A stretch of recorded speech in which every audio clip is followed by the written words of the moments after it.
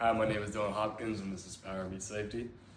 On average, the U.S. has around 90,000 accidents happen each year on dirt bikes or on off-highway vehicles. I say this because I too have been a part of these accidents, as some have been more serious than others. And I've learned through my time of riding and practicing that there are a lot of things that should be taught and are oftentimes not. Like, to start, there are different ways to prevent these accidents from happening and to be safe. Secondly, you must know how to prepare for when they happen, like being calm and staying aware. Lastly, there's what to do when they happen and to know why they happened.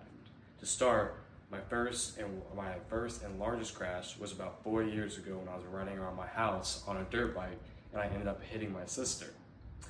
Although an unfortunate situation and it would be injured in a cast, I learned from this, and unlike myself, you can be safer when riding.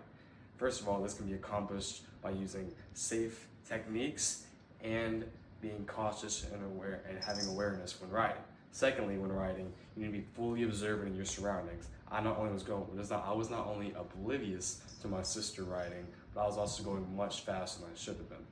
These are the main points of riding correctly and safely, but not all of them. For some riders, they will likely have to learn through practice and through skill. Adding on to my first point, you only need to take certain precautions when riding, but you also have to be very cautious with your gear. When I crashed, I only had a helmet on, which this was the bare minimum, and there are much better ways to ensure protection.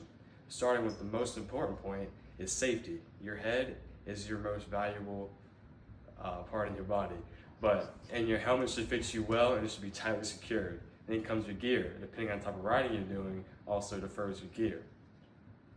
And also other things like goggles, boots, pants, and long sleeve shirts, they can also help when it comes to protecting yourself. And if you even want more safety, you can use chest protectors and knee guards. For my last point, sometimes even with the proper preparation and protection, accidents still happen.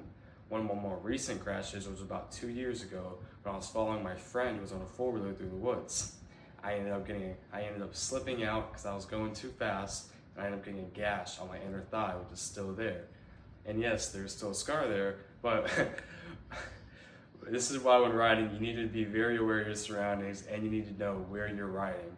See, I knew where I was riding, but I was not being aware to the loose dirt, and I was also going way too fast. And after getting into an accident, you want to assess why it happened and why you could be safer the next time. First, you want to make sure that neither you or the bike is damaged. If everything is okay, then you can continue riding. If it's not, then you need to get its stuff checked out. In my case, I turned too sharply and my back tire lost grip. So this is me assessing the situation. After this, you need to just learn from it and keep practicing.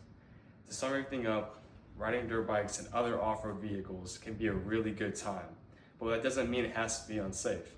You need to always make sure to take precautions, and you need to know what to do if something happens to go wrong. Always remember what they say: alert today, alive tomorrow. Thank you.